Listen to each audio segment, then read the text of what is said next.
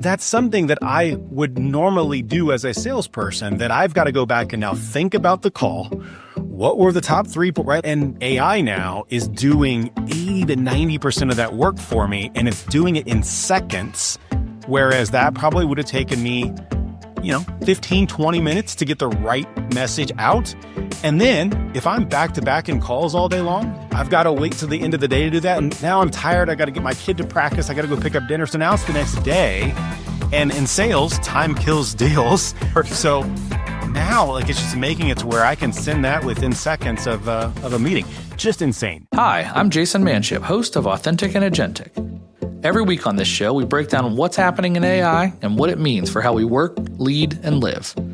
Join me for a human-focused conversation that keeps you ahead of the curve. This is the Authentic and Agentic podcast on the IBJ Media Network. Hey friends, Jayson here. Welcome back to the Authentic and Agentic podcast. This is the show where we break down the rapidly shifting world of AI, what it means for leaders, builders, and everyday humans, and how to stay grounded while the world speeds up around us. Every week we do a section called the AI News Rundown, so let's jump into this week's AI News. I wanted to start with a big move out of Cupertino. So Apple made a surprise leadership change this week. They moved oversight of its Gen AI efforts away from John Giandrea, hope I pronounced that right. He's the former Google Search and AI executive. They brought in back in 2018. Well, taking over now is Amar Subramanya. He steps into the role of Apple's vice president of AI. Subramanya has been a key engineering leader inside of Apple's machine learning organization, and I think this is important. He's known as someone who gets products across the finish line. He is a ship-first kind of guy, not a research kind of guy. And so Bloomberg and several other outlets reported that Apple leadership has been frustrated by the slow rollout of Gen AI, especially when you compare them to OpenAI, Google, Meta, Microsoft. And I think, honestly, if you look at the pace of releases across the industry, it really does make sense. So yes, Apple is feeling competitive pressure. And yes, this move signals urgency. I always say when Apple reorganizes leadership at this level, it's because something big is coming. They don't make a lot of big changes unless they're preparing for it. So my guess, 2026 is going to be the year they finally show their AI hand. And honestly, as a longtime Apple user, I think it's about time. The second story I want to talk about is Microsoft. So while Apple is restructuring, Microsoft is doing the opposite. They are doubling down with what feels like absolute clarity. At their AI tour events this week, Satya Nadella made it unmistakably clear. Copilot isn't just a bolt-on. It's not just a product. It is their new platform. And to me, as I kind of read through the press releases and watched some of the video clips, I think this is what it means. It means Copilot is being embedded as an operating system level inside of Windows. Copilot for Azure lets IT teams manage cloud infrastructure with natural language so they can talk to it. Copilot for Office is rewriting documents and Excel sheets and PowerPoints and summarizing emails in Outlook. Copilot for Teams is bringing more automated meeting summaries and action extraction from those meetings. Copilot for Security, it's doing triage and threat detection using AI. And so as I kind of unpack all that, Microsoft is doing what Microsoft has always done. They win the enterprise. Now, I personally live inside of the OpenAI ecosystem. It's what I use every day. And later in this episode, you'll hear my conversation with Jim Brown, where he predicts Google will step back into the ring with some real heavyweight strength. We'll see. But right now, what I'm seeing is Microsoft is executing with clarity, and they're positioning Copilot as the operating system for business. And I really do think this could shape how thousands of companies adopt AI for the first time. Many people I talk to are forced to use the tool of their IT department. Microsoft has always won those deals. Most IT departments are Microsoft-led.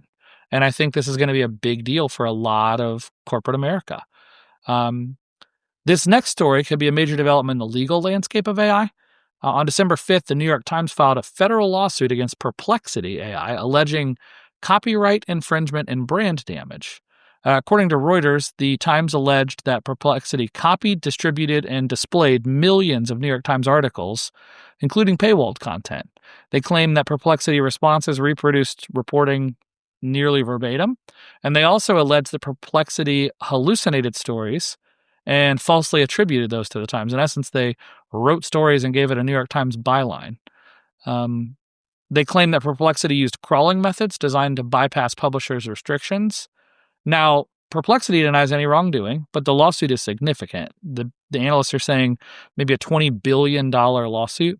So this could set a pretty big precedent in the AI copyright infringement side. And I don't think this is just about training data. I think it's about output. The AI models show what they show to users, what they attribute, who's responsible when AI misrepresents a brand or content. And this is exactly the kind of case I'm going to be discussing in depth soon with Brian McGinnis. He's a partner at Barnes & Thornburg. He's one of the sharpest IP attorneys I know. And we're going to unpack how cases like this shape the future of AI, copyright, compensation, lot to unpack there.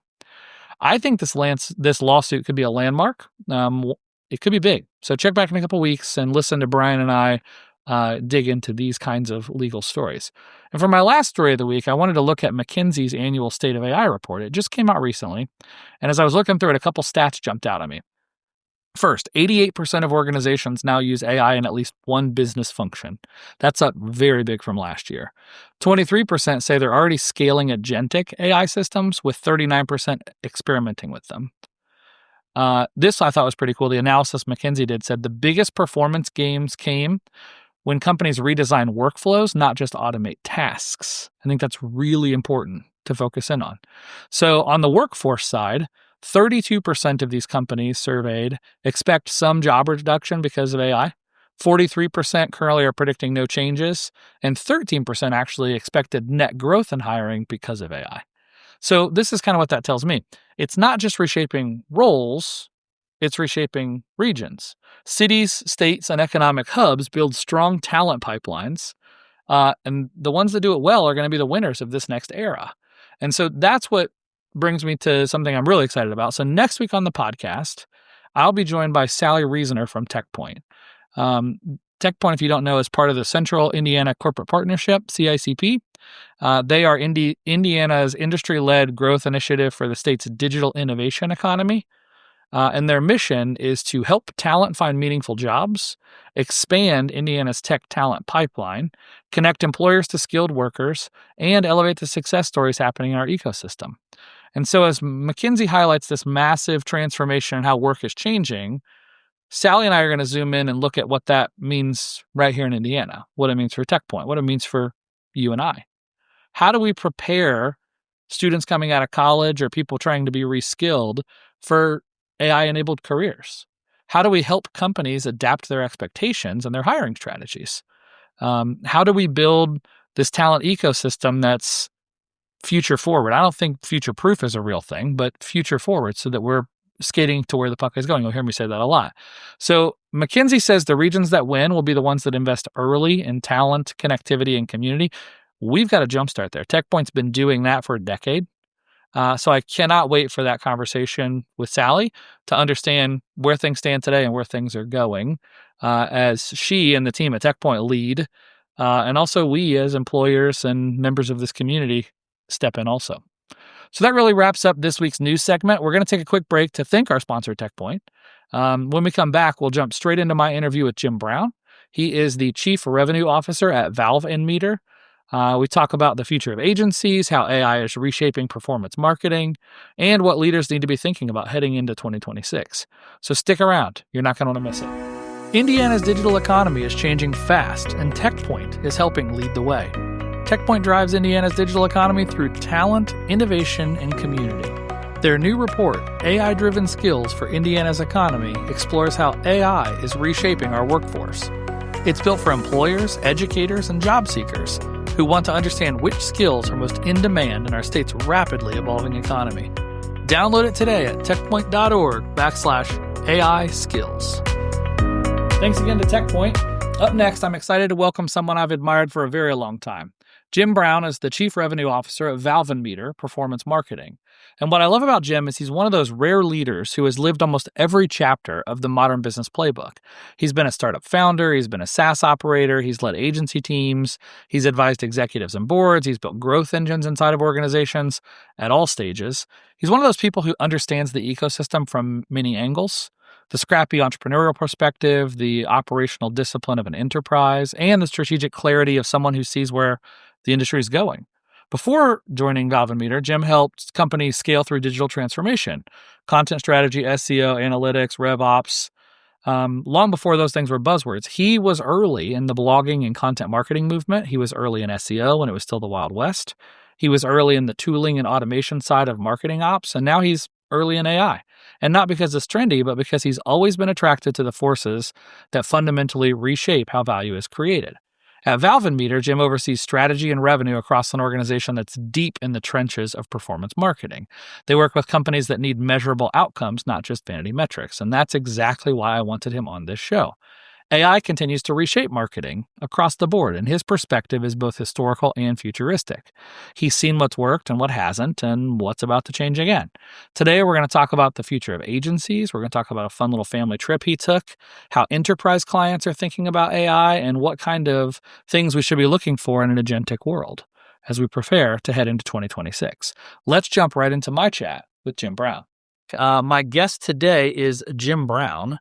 I don't know that Jim and I have really spent much time together in person. I know we've crossed paths a few times, but his persona, he's like this ethereal thing that's been out there in the tech ecoverse for a very long time. And when I was asking around, I'm like, who can I talk to in the agency world that really understands this stuff? Jim was the top of the list. And so, Jim, welcome to the podcast. Glad to have you. Yeah, thank you, Jason. I'm honored and humbled by those comments. Well, your resume is insane. It's super cool, and I'm looking forward to unpacking all of this stuff with you. You are currently, we're doing a Zoom call today, one, because my studio is getting built out, and two, you are not in Indiana right now. Yeah. Where is home now for you? About 5 years ago during the pandemic, I got the wild harebrained idea to move my family out to Colorado, So at the ripe old age of 38, what better time to move your family halfway across the country after, you've put down so many different roots. But yeah, so Westminster, Colorado, and absolutely loving it. Where is Westminster relative to? Yeah, so we're halfway between Denver and Boulder. So we get, all the college campus life up in Boulder and restaurants and whatnot. And you've got the downtown amenities of the big city, just, 15 minutes south. That's one of the best places. We took our family out there to Estes Park a couple years ago. Daggone, that was one of the most beautiful spots that we've ever been to. I'll share a quick anecdote just because it's in my head, but we were driving through, I rented a car and I was just driving out to Estes Park, and I told my kids, hey, whoever sees the first wild animal gets to pick where we eat for dinner tonight, right? Oh. My son was 5, my daughter was 8 maybe, and we're driving and we see a live elk on the side of the road. And these things are not, so I'd never seen one before. I'm thinking like a deer. This thing's like a moose. Like they are massive. Huge, yeah. Yeah, and so we see it, and Simon sees it first, and so I'm like, okay, cool, you get to pick. So later, dinner time comes around. I'm like, where you want to go, buddy? And he goes, Dad, do they sell elk out here anywhere? That's what he wanted to eat elk since he saw an elk. I was like, I don't know what kind of kid I'm raising here, but this is pretty funny. And so, sure enough, he had an elk steak for dinner that night at a local. At 5. Yeah, exactly. That's fantastic. Yeah, exactly. So that's my memory that will probably live forever from that part of the world. So beautiful area, friend. Well, let's dig into some of your history and some of how this fits together. I really got connected to you on this topic because you posted something on LinkedIn about what does the future of an agency look like in the world of AI. Before I ask that question, you were on kind of the front edge of SEO, right? You were working for an SEO firm. On the sales side, I think at the time, but you probably have a ton of content and conversation there. You were really on the front end of personal blogging and content strategy and some of that stuff, right? And so you've been on the front end of kind of the digital marketing trends over time, at least the big ones that I can think of. How does AI feel to you? Is it different? Is it kind of the next iteration of that? Like, what does it look like for you? Yeah, I mean, interesting question. Sure, it's the next iteration, but I think that this iteration is going to be so much more massive than anything that we've seen before, right? So, in my lifetime, there were previously 2 different, just like cataclysmic changes to the world. Number one was the internet, right? The true invention of the internet, and when everything moved on there, and all the debate What's that? When Al Gore invented it. Yeah. Exactly. When Al Gore invented the internet, but just all of the debate even then of like how that was a fad and it was going to go away and no one needs a website and, all those types of things. So that was number one. And it truly just changed the world. Yeah. The second one was when I Steve Jobs held it first, but when I held an iPhone in my hands for the first time and realized that this supercomputer that contains all of the world's information is now in my pocket was just insane. And so all the location-based stuff that we were able to get into at that point, and then, but that took us to about, what was it, 2022, when ChatGPT, I think it was like 3.1 was released. And I remember I didn't go to sleep that night. I was like, this is going to change the world. It was that just eye-opening and profound, like this was it. And so to your question though, it's more than just the next iteration or the next wave. It is going to change everything again. Yeah, and it already is. And so I love that framing. I asked you about SEO and blogging, which are digital marketing things, and you and I agree. This is internet big or cell phone big or, printable press big, right? This is a lot more than just a cool new way to market to people, right? Yeah, absolutely. So, okay, well, that's great context. What, as you think back to maybe some of those original thoughts, right, on what did maybe your industry get wrong along the way, right? So, and maybe that's a hard question. I'm trying to think of a better way to word that, but we are trying to figure this out on the fly. Everyone's trying to understand what it means. It impacts everybody, right? Where are you seeing people starting to kind of either not lean in hard enough or they're just headed down the wrong direction, maybe as you're thinking? Well, yeah, and these are definitely, personal opinions. It's why you're asking me, Jayson, though. So one of the things that I see right at the gate is all of the things that AI can do, all of the things that the majority of people are getting AI to do is like generative content creation, right? So, write a blog post about this or create an image of this or, just do a thing and like give me something back.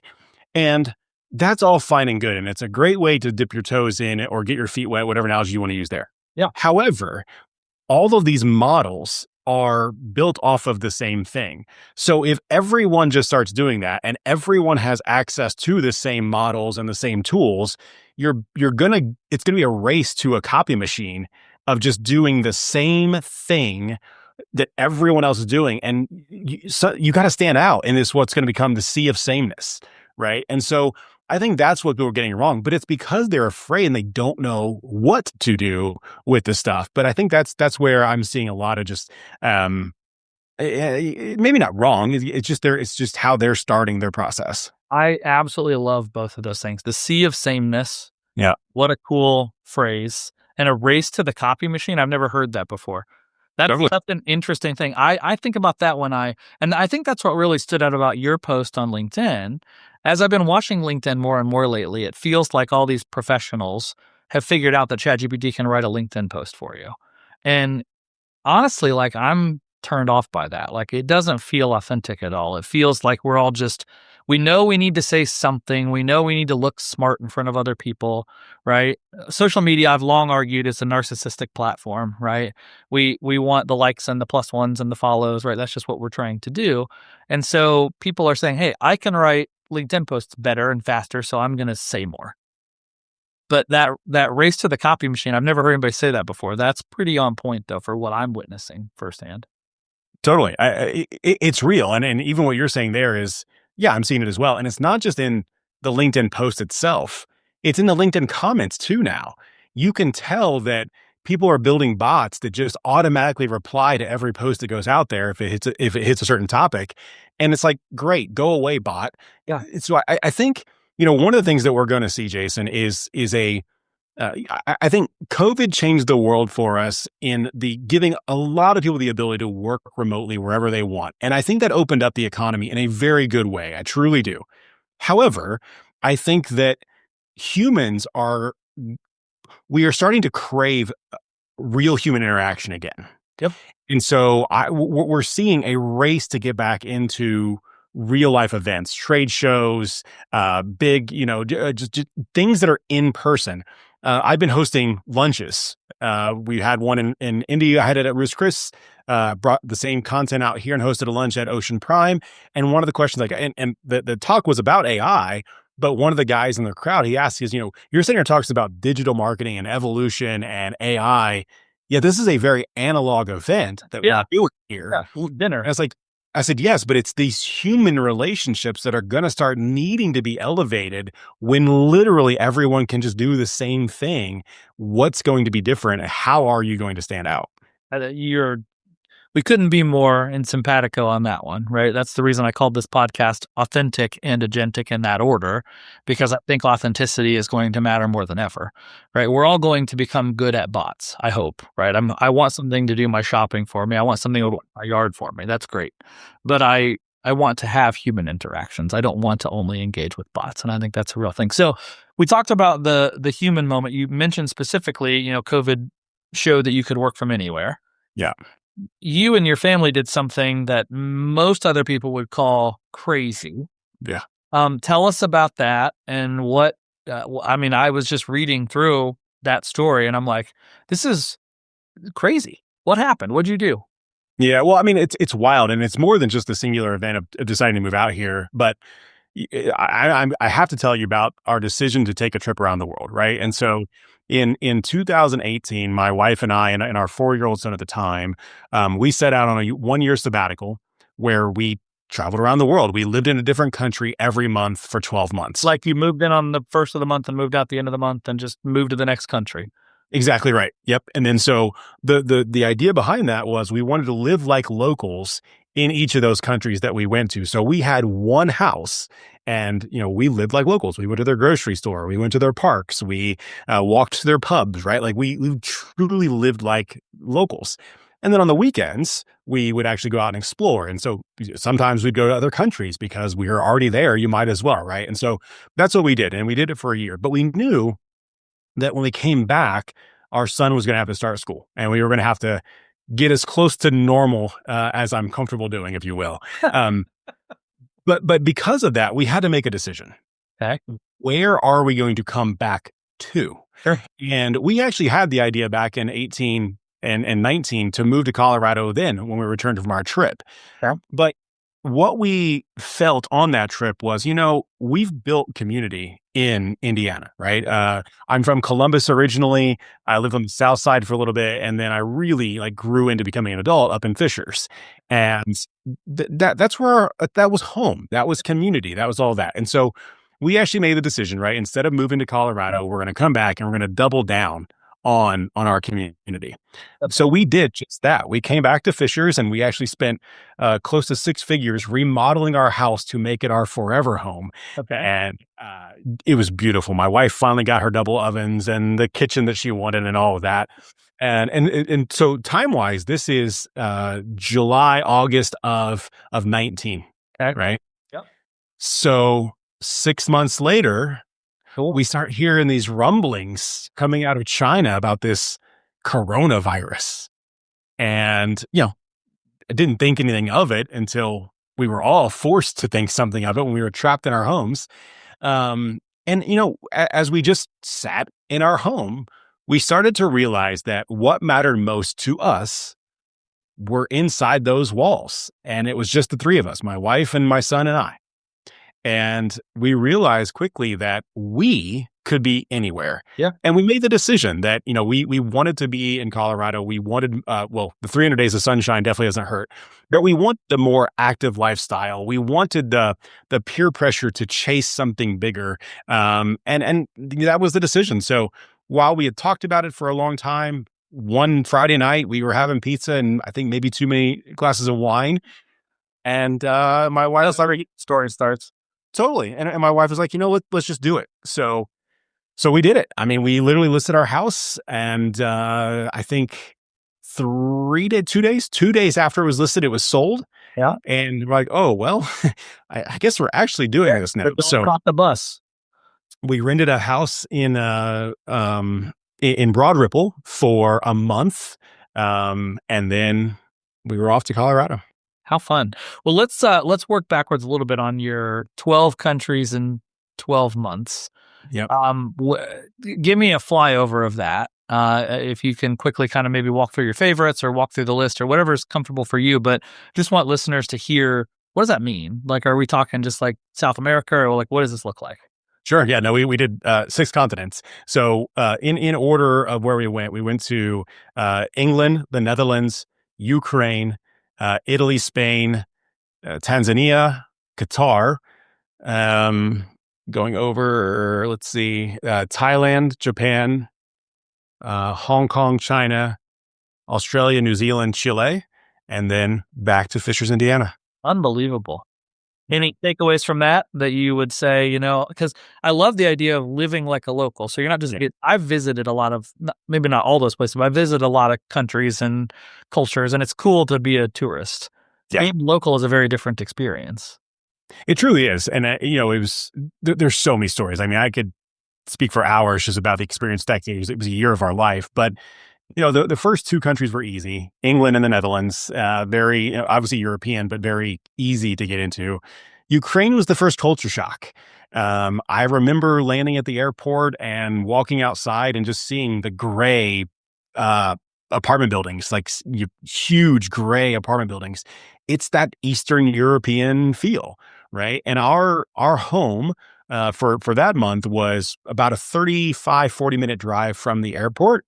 And we took an Uber, and I kid you not, Jason, the Uber cost the equivalent of like $3.90. So very cheap, but that's because the grivna, which is their currency, it's almost a worthless currency. So good for us, but bad for them. But we really experienced being in a different world then. Right. And then after that, we got Italy and Spain, which were just fantastic. Italy was almost a vacation for the entire time. I had a similar trip. Yeah, Tanzania, that was a little bit of a culture shock, as well, to truly just be a minority there. And I think that was the first time that my son truly experienced that as well. And so he started asking questions, which was fantastic. Right. Once we got to Southeast Asia, I fell in love. Thailand's amazing. Japan, I can't wait to go back. If I were to move to another country tomorrow, without even blinking an eye, I would go to New Zealand. Really? Yeah. The irony for me is New Zealand, Colorado to me is all as close to New Zealand as you can get, with the only big exception is there's no oceans here in Colorado. Right. You got the mountains and you got the views and. Yep. And you got a very active outdoor lifestyle. Yep. But yeah, New Zealand was just truly incredible. That's so cool. Yeah. We, we've traveled quite a bit, and one thing I always tell folks is, if you haven't lived in a different culture or experienced something different outside of tourism. So one of the best experiences I ever did was a mission trip to Myanmar.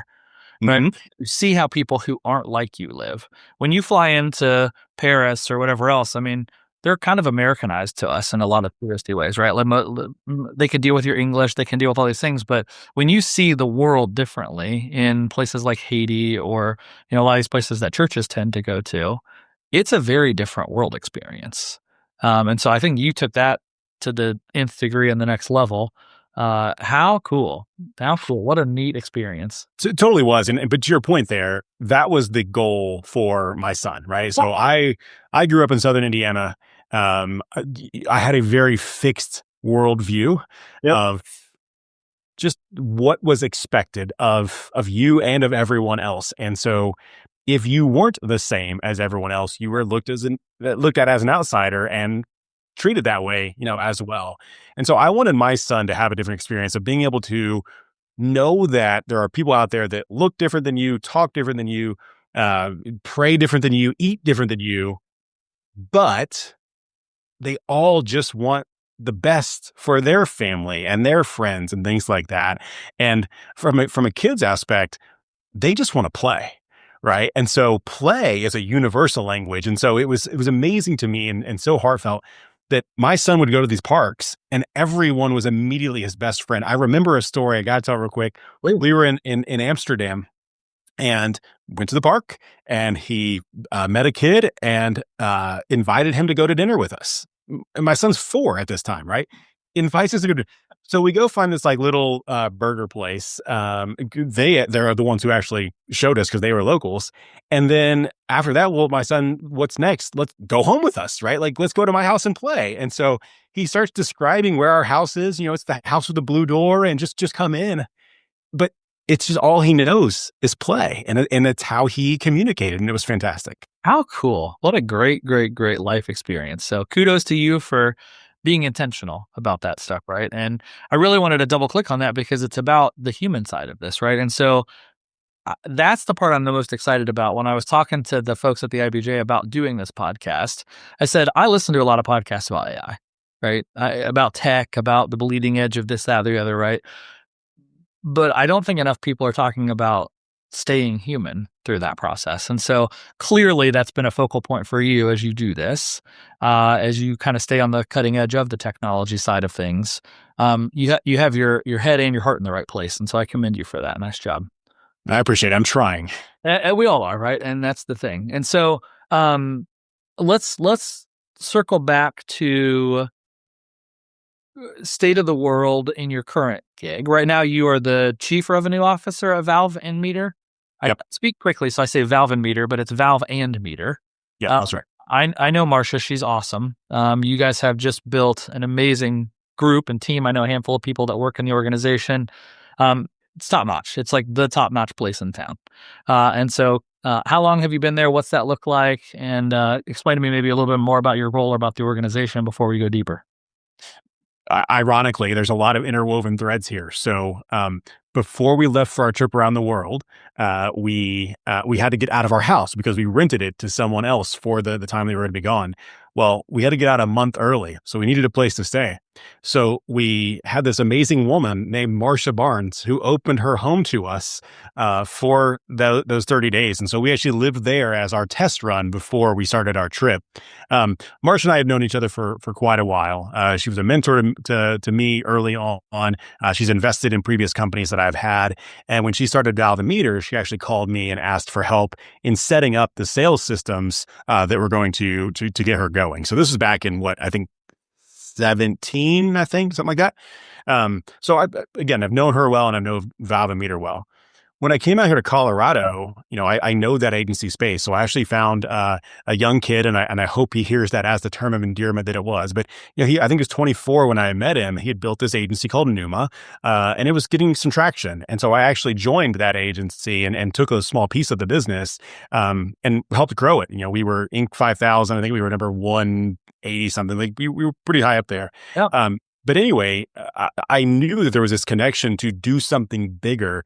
We were doing a lot of tactical services, and I knew Valve+Meter because I helped, some of the initial sales strategies. I knew they were much more on the strategy side. And so when we wanted to go to the next level, I made a call to Marcia to say, hey, what would you think about partnering up in some capacity here? And I remember her words to me were, welcome home. I think she thought that I was coming back to Indiana. Tricked you. But that one didn't happen. But no, so she actually did acquire the company, and that was earlier this year. And so that's how I got back to Valve+Meter. So, from here, what I just said is it remains true. Valve+Meter has this very strategic lens of how, performance marketing needs to exist and how you actually have math behind all the marketing efforts. Yeah. And if you can't prove the math, then you shouldn't be doing it, right? Whereas Numa, like I said, was a very tactical agency. And so now, combined, we've got the full strategy and we've got a lot more tacticians that can deliver on the services. So we do a lot of work in the home services space. Okay. It's a lot of Marcia's. Seems like a great industry with AI, right? Everyone I talk to says that's an industry of the present or future, right? Well, it's interesting because the one thing that, at least for now, AI can't automate is human labor, humans coming into your home and swinging a hammer and doing things. And so what's interesting, though, is we all need home services, right? Whether we're the owner or renter, we need home services. And so the trades are just absolutely exploding in that capacity. And when you look at Google, right? So, you mentioned earlier SEO. I've been in the SEO space for almost 20 years now. And this is the first time that I truly feel SEO as we've known it is dying, right? people have been saying it's been dying forever, but I feel like it finally is. And I'll give a shout out to Kyle Lacey because he tried to push back on me with this. I don't mean search is dying. Yes. But SEO and gaming Google is what is dying. However, showing up on the map pack with your Google business profile, that is a lot of old school SEO tactics are what get you there. So anyway, say all that because by us focusing on the home services, it is it's almost like its own economy that even when the more macro economy is starting to go down, home services goes up. Or at least stays sustained. So that's where we spend a lot of our time working with those people and growing their businesses.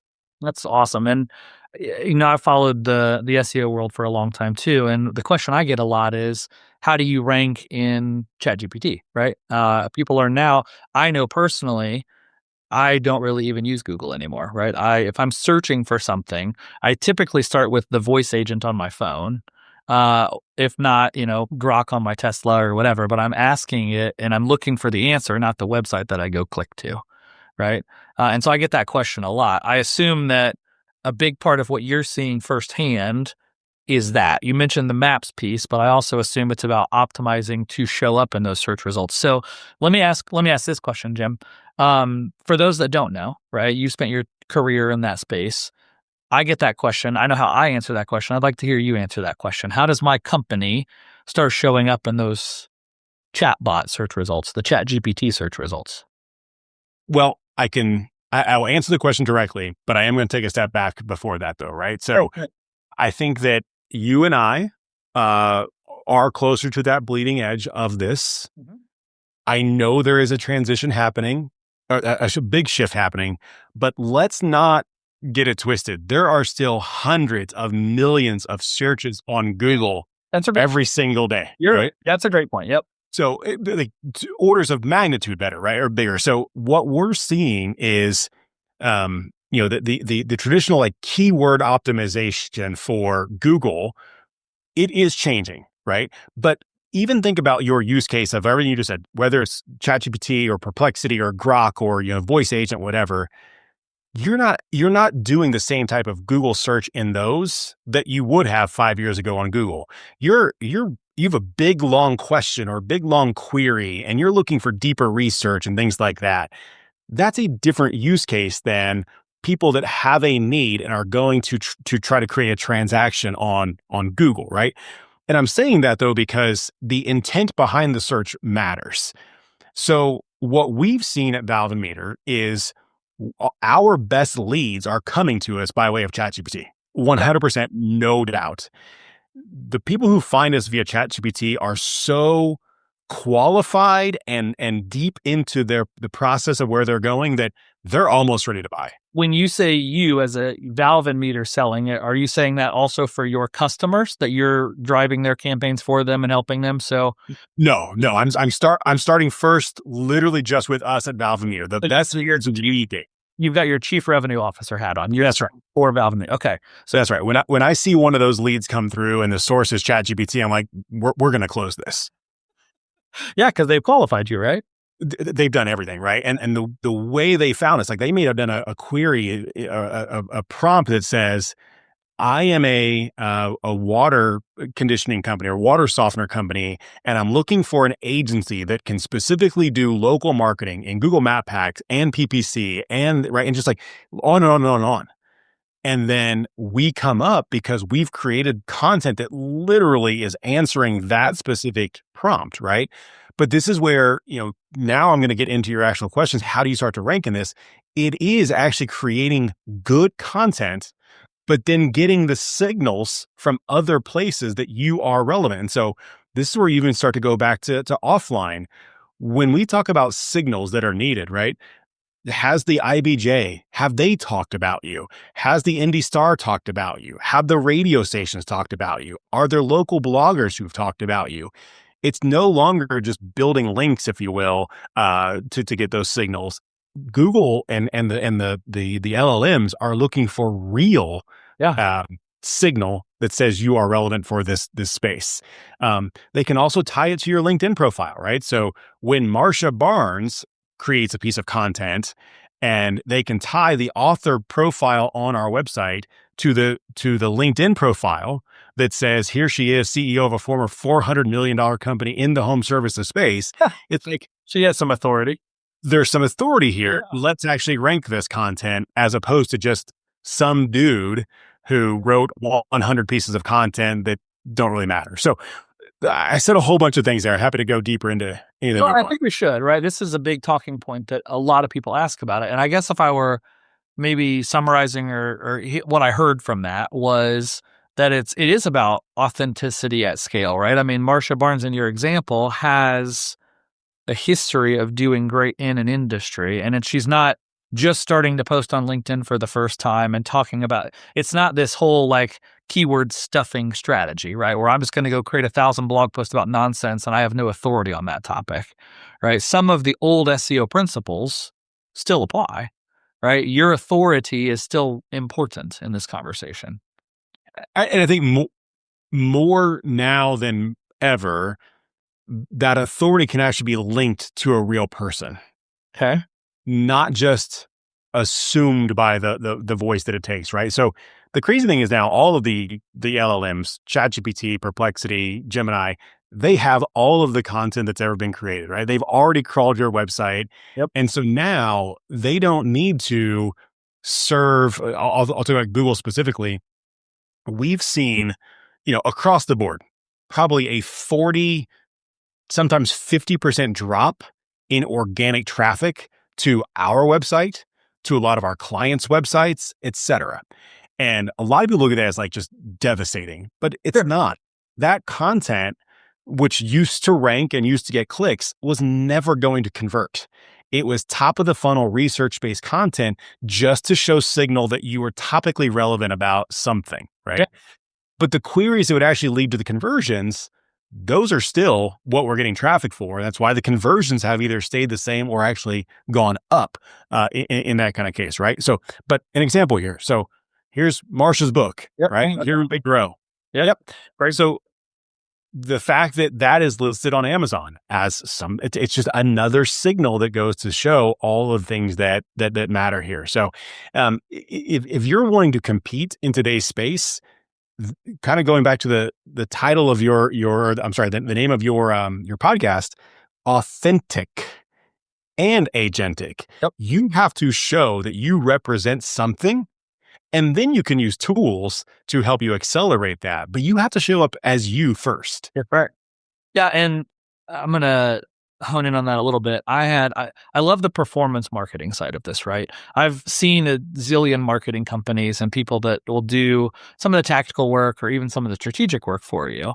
And they're measuring things like impressions or clicks or various things, right? And I had a boss back in the day who used to say, show me the math, not the poetry, right? I don't want to hear that you got me these clicks. I want to see our sales go up.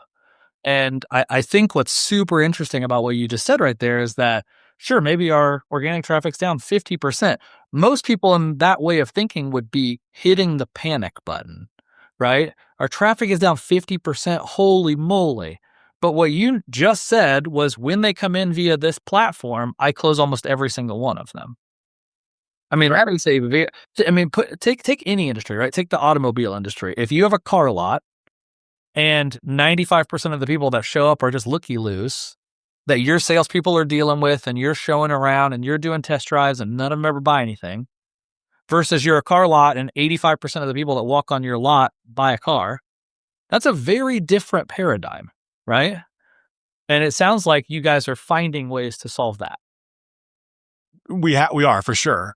What I want to lean into, though, there as well, I'm going to go back to this concept of like local signals. Right.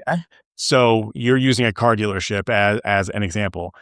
That car dealership should still have a website. That's right. It should appear in the Google Map pack when, it happens. The traffic to the website might be going down, but where are they getting the leads from? One of the things that we're seeing, Jayson, now, and I think that this is going to continue to grow, is you have to have a real brand, an authentic brand. And it's got to be known in the local community, right? So again, we work with a lot of home services companies.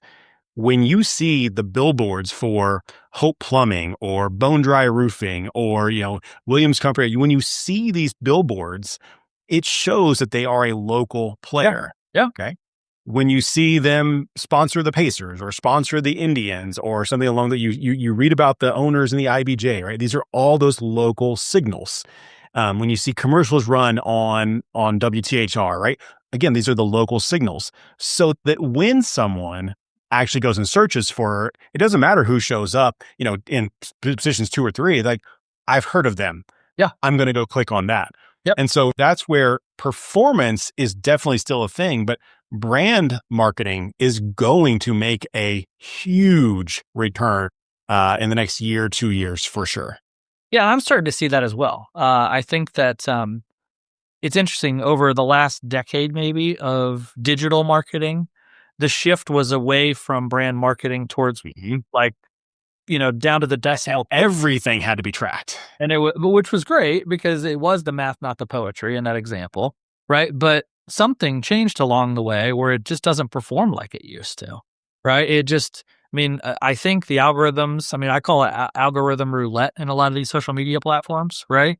Where what you see, it's a turf war. They're all fighting for attention. They're all fighting for your eyeballs inside of their application. For me, and maybe I'm wrong, I'd love your kind of hot take on this, but it felt like TikTok changed a lot of things in the social platforms because TikTok shifted it from I'm growing an audience and I'm going to post stuff out to my audience to this concept of I just posted a video with 0 followers and I got 70 million views because it was a good video, right? Because it hit the algorithms and just took off. And so it feels like some of these other platforms that you and I used to run ads against, and they're still successful. There's still value there, right? And just like your billboard conversation or radio conversation, but it's a little more all-encompassing than it used to be. It feels like to me. It used to be like, let's shift our budget into digital because it's more trackable.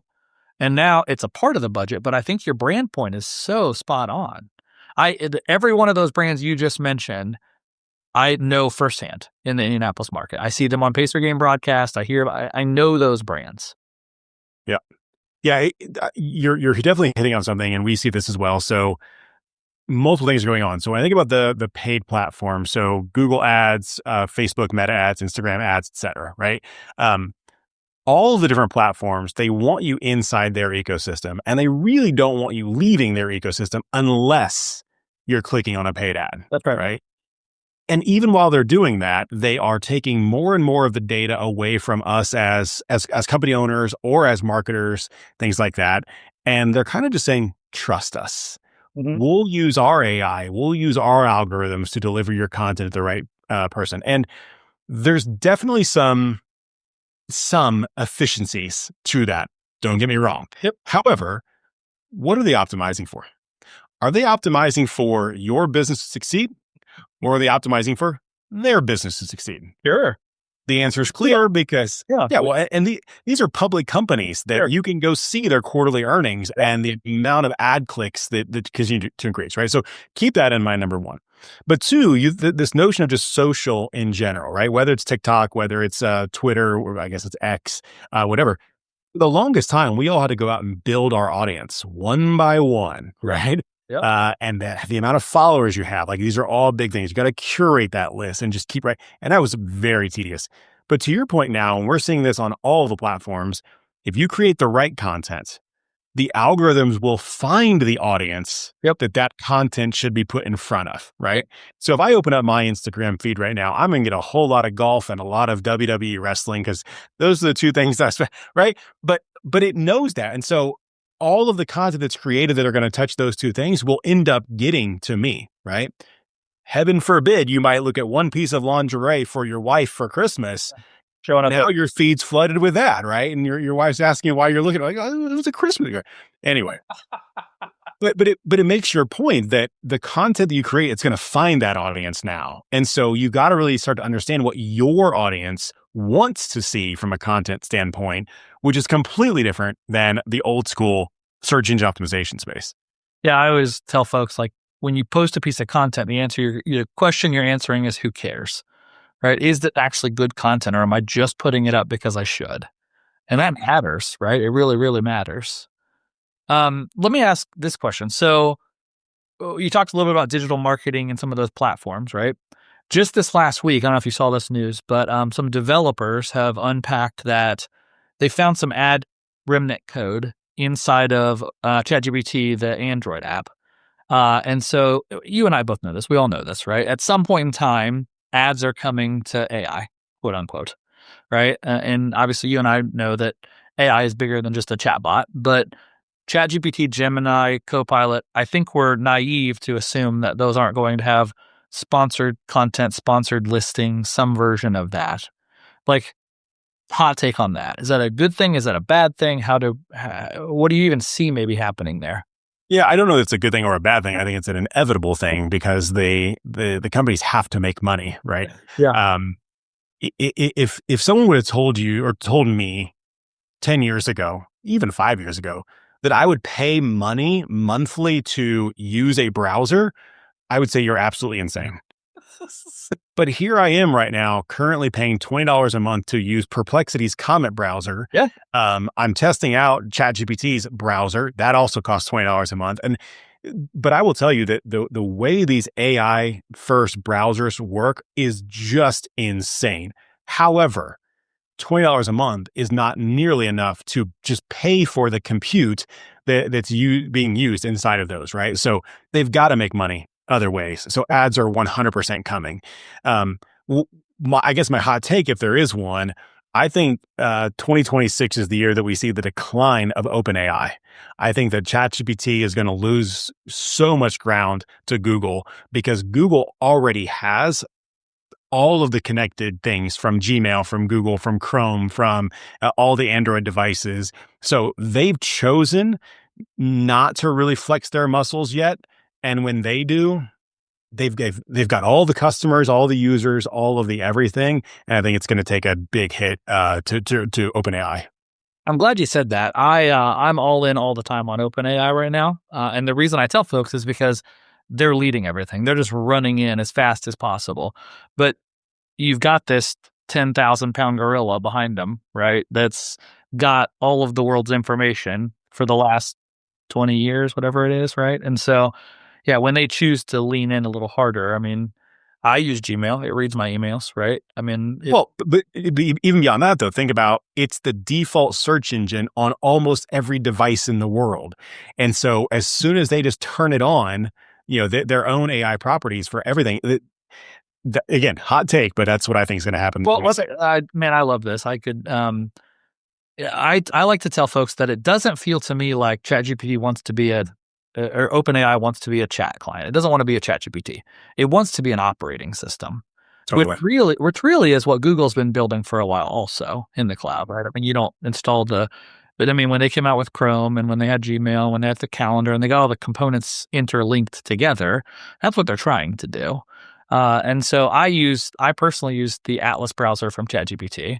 And you're right. It's like having an Iron Man suit, right? It's like I'm looking at a website and over here on the right, I can interact with the info on that website. And I mean, I do that in demos for folks and they're like, whoa, that's pretty cool. Well, so I alluded to this yesterday, so I'll share it. One of the things I'm doing, I'm taking my son to every Major League Baseball stadium before he turns 18, before he graduates from high school. So every year we hit 3 or 4 stadiums. And when I go do the research for the logistics and all of that for our trip every year, it takes me 4 to 5 hours legitimately to get all that done, right? What I did yesterday was, so next year we're going to Atlanta, Tampa Bay, and Miami, right? Okay. So the first thing I did is said, hey, and I'm using Comet from Perplexity. I said, I'm taking my 12-year-old son on our annual baseball trip. Next year, we're going to Atlanta, Tampa Bay, and Miami. I need you to go find 3 to 4 consecutive days where they play home games where I can logistically get from one place to the other in the amount of time, right? And you can see the browser working. It goes out to all of the websites. It sees when they're playing at home, and it gives me all of my options of when I can legitimately do this, right? So that's just step one. And then I'm like, okay, cool. Now I need a hotel near each of those places that's good for a 12-year-old. I want to find 2 or 3 different local amenities that we can also go to, potentially restaurants. And it just gives me all this information where that's all manual work that I would have done one by one previously. And now I think I finished the entire thing in less than an hour, which is just insane. Just insane. Well, and I think that's the part people lose here, right? So a lot of folks are, and you'll appreciate this, but a lot of times I think that we as humble Hoosiers, I've heard this from folks, we don't want to do that because it feels like we're cheating, right? Like quite literally, some folks I've talked to have said, it feels like I'm looking at the guy next to me's test in the classroom, right? And it feels like cheating because that's a superpower. And I'm like, guys, it is a superpower and it's yours. Just use it, right? When email came out, if you chose to continue to mail letters to people when everyone else was sending emails, shame on you. Yep. And I think that's exactly the right path. Yeah, you're gonna get left behind. Yeah, I mean, again, the majority of people today, the way they're using these AI systems, it really is it's very similar to what they used to do with Google, right? It's very simple prompt, and they get something back it just is what it is, right? And I don't want to say like I feel like I'm decent with prompting of these engines, but Joe Waniger, our CMO at Valve+Meter, when I see the things that he is doing with this, it is absolutely mind-blowing, right? And then he sets it up with automations as well. So one of the things that he has helped me do is when I run a sales call, he's got a bot or some kind of agentic something or other, right? This is where he's much around the bleeding edge, right? But he's set up this thing that will go look at my calendar and it will see that I had a sales call. As soon as it sees that I had a sales call and it's finished, it will go to Fathom, which is the recording software we use for our calls. It will download the transcript and then it will run a prompt that basically says, here's the type of follow-up email that I want to use. Look for this, and this from that. Make sure you include a personal anecdote, and it will open up my email, draft the email, and then I can read it, proof it, edit it, right? And then send it. That's something that I would normally do as a salesperson that I've got to go back and now think about the call. What were the top three, right? Like, and not even just ChatGPT, like AI now is doing 80 to 90% of that work for me, and it's doing it in seconds, whereas that probably would have taken me, 15, 20 minutes to get the right message out. And then if I'm back to back in calls all day long, I've got to wait till the end of the day to do that. And now I'm tired. I got to get my kid to practice. I got to go pick up dinner. So now it's the next day. And in sales, time kills deals. For sure. So now, like, it's just making it to where I can send that within seconds of a meeting. Just insane. And his prompt for that is, it looks like a book. And it's like, anyway, just some really cool stuff that can happen. Well, I think that's the big takeaway I hope people get from this conversation is that it's not just typing better things into ChatGPT, figuring out how some of these pieces fit together, right? It really is something that individuals need to lean into in their own business, right? I mean, automation is the key to all of this stuff. They have to, right? And so we hired another gentleman. Ironically, this is funny. Another fellow Hoosier that also moved out to Colorado. Okay. Ryan Mull. We hired him 3 or 4 months ago. And his whole thing is he's come in, he's interviewed almost everyone in the company to just understand what they do on a daily basis. Like, what is all of the inputs, right? And I'll be completely honest, a lot of people, when they had that conversation, started to get fearful for their job. Sure. And we assured them, like, you don't need to be fearful. What we want to do is free you from the routine work of just doing stuff. If we can outsource or automate that to AI, we get to use you for the thing we hired you for, and it's your brain, your ability to think and provide context to something and describe that to someone else. That's what we want you spending your time on, not just, again, routine things. And so that's what he's helping us do, is just understand, okay, here is what the human still needs to do. Here is what the machines can do, and here's what the human in the loop is responsible for to keep everything moving along. And I think the companies that don't heed that advice, they're the ones who are going to struggle in the next coming years.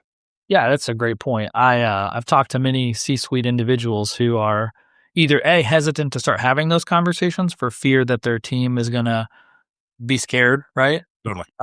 Or they're, just not willing to lean in. And I think the problem there is, like you said, I mean, you're going to lose. Your competitors are doing it. When people are like, I feel like I'm cheating on my neighbor's paper, Okay, well, your competitor's doing it. And so it doesn't mean that if they're doing something wrong, you should also do something wrong, but it means that this is a tool that you have available to you and you are choosing not to do something about it. And so I do hear that regularly. And I think there's a kind of systematic way to do this for companies where you do have to like explain to your staff and your team that we're not outsourcing you, right? Great companies aren't looking to cut labor. Great companies are looking to expand their business. And they're looking to empower. I tell my people in every company that I own and have run, I hope you outgrow me someday. I hope I can't afford you anymore. That's a blessing for both of us, right? What a cool thing. And so I want to give you the tools to be successful so you can run, right? I don't want to handicap you. And many times, systems, processes, bureaucracy, just the fact that this task has to be done and you're the guy, therefore you have to do it. Like if we can get that off your plate, we can free you up. And so, and I think a lot more, I loved your dinner analogy, right? Your analog dinner analogy, because there should be more of that. There should be more you and I finding time to have dinner together while our bots are doing whatever we need them to do, right? That's where the real business happens and the real opportunities happen. It's funny, every time I go to a sporting event with a friend, right? I always thought like, this is kind of a joke. You're spending all this money on tickets and it's just kind of a fun thing to do. It feels like every single time I go, business gets done. Because we're just hanging out and we let our guards down and we just enjoy each other's company. And then, wow, this actually turned into, hey, I need to introduce you to this person and we need to connect this dot. And at the end of it, I'm like, that was a $20,000 basketball game for me, right? Totally. And so more of that is a good thing, I think. It really is. I think, again, this comes back to that in real life human connection. It trumps everything. And it really does, right? And so, unfortunately, you and I are doing this podcast today on screens. But that's the way too many of us in the typical office, that's the way we're working these days. And what stinks about it, though, is as soon as the conversation's over, there's the big red end button, right? And you hit that, and all of a sudden, the person you were just talking to, the human that you were talking to, they're gone. Yep. They're gone, right? And so you just immediately disassociate from them and you're on to the next thing, right? You're doing whatever. Whereas when we were all in offices together, there's the lead up to the conversation and then the meeting's over and there's the lead out from the conversation. We're walking out of the room at the same time. And, all those soft edged moments, that's what builds strong relationships. That's what builds strong companies. And that's what builds strong communities as well. And so I think it's inevitable that we have to get back to it. Well, good. And I'm excited for that. I think we could probably talk for a long time. I've really enjoyed this conversation. Let me ask you maybe a final question here. And I like to ask this question of all the folks that I talk to. So you're the chief revenue officer at Valve+Meter. I assume that means your job is to bring in sales and help drive revenue for the organization. You're looking at where the puck is going, probably not just where it is today. So you're seeing AI, you're seeing leveling up your team and empowering your team to do more, right? Using AI to do some of that stuff. You're seeing changes in marketing and digital marketing and messaging and relationships. And I've heard you say a couple of times now, automations. What does an agency of the future look like? And let me caveat that question. I think the concept of a 10-year strategic plan is out the door in today's world.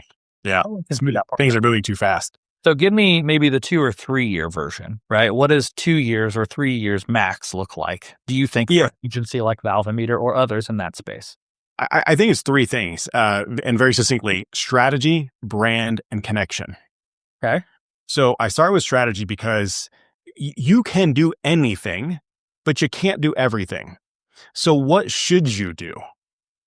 Yep. That's where your strategy actually matters, right? So you got to start there, understanding what you got to do and why you're doing it and what the outcome of that is going to be. The second piece of that is brand.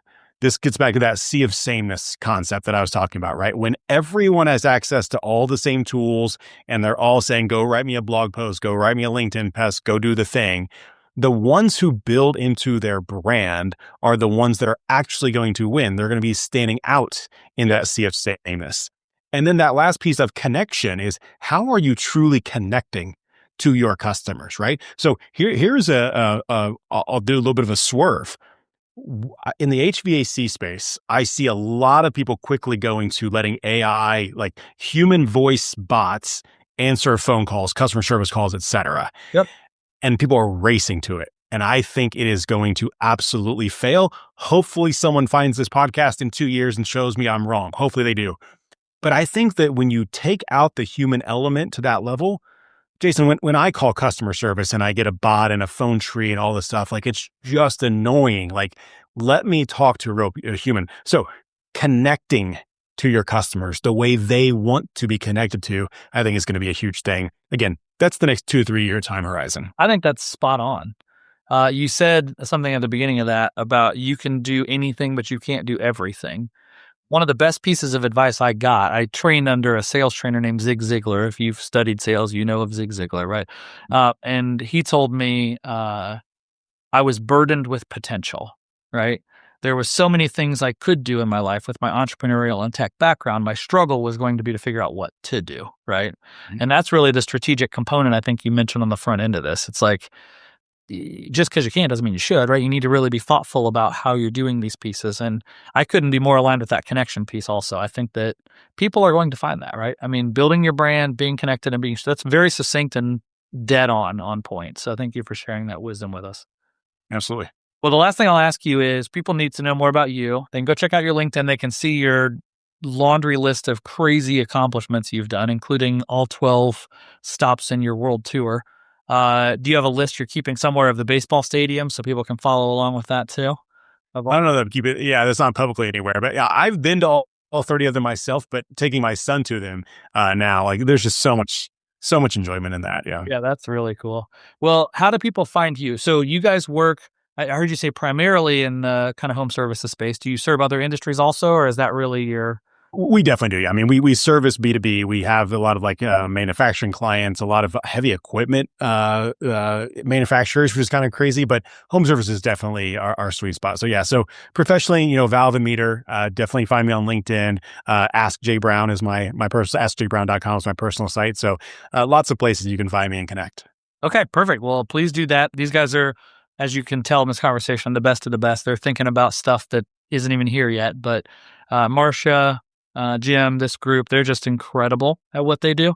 And so if you need help in performance marketing, these are your people for sure. Jim, thank you so much for taking time for me. Go, it's 3 hours behind there, so you got some daylight left to go enjoy some of the outdoors in Colorado. So a little bit. We actually got our first snow, so I might go enjoy that now. Well, we got plenty of it here. So good to talk to you, friend. I appreciate you, and we'll talk soon, I'm sure. Hopefully in person. Very good.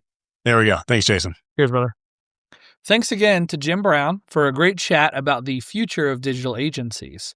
Next week, we're talking to Sally Reasoner from TechPoint about how AI is affecting the talent pipeline here in Indiana. You're definitely not going to want to miss it, so please follow and subscribe to get notified each Tuesday when the next show drops. At the end of each show, I like to encourage listeners to head over to my YouTube channel for a hands-on session where I show you some things I'm building with AI. You can find it at jaysonmanship.com or search Jayson Manship on YouTube. That's Jayson Manship, just like it sounds. In today's discussion, Jim mentioned a really sweet sales automation tool that his team at Valve+Meter developed to monitor his sales calls and run them through a prompt that automatically drafts a follow-up to that lead or sales contact. Now, there are a lot of different tools out there that can do this, but building something on your own gives you complete control over inputs, outputs, and how you want it to work. In future episodes, I'm going to show you how to build bots like this. But for today, I wanted to introduce you to ChatGPT's new Agent Builder. This is a new platform tool they just released at their most recent Dev Day, and it lets you create AI workers that can follow instructions, take actions, and get real tasks done for you. It's a really, really cool thing for those of you building with AI. Go check it out, and we'll see you again next week on the Authentic and Agentic podcast.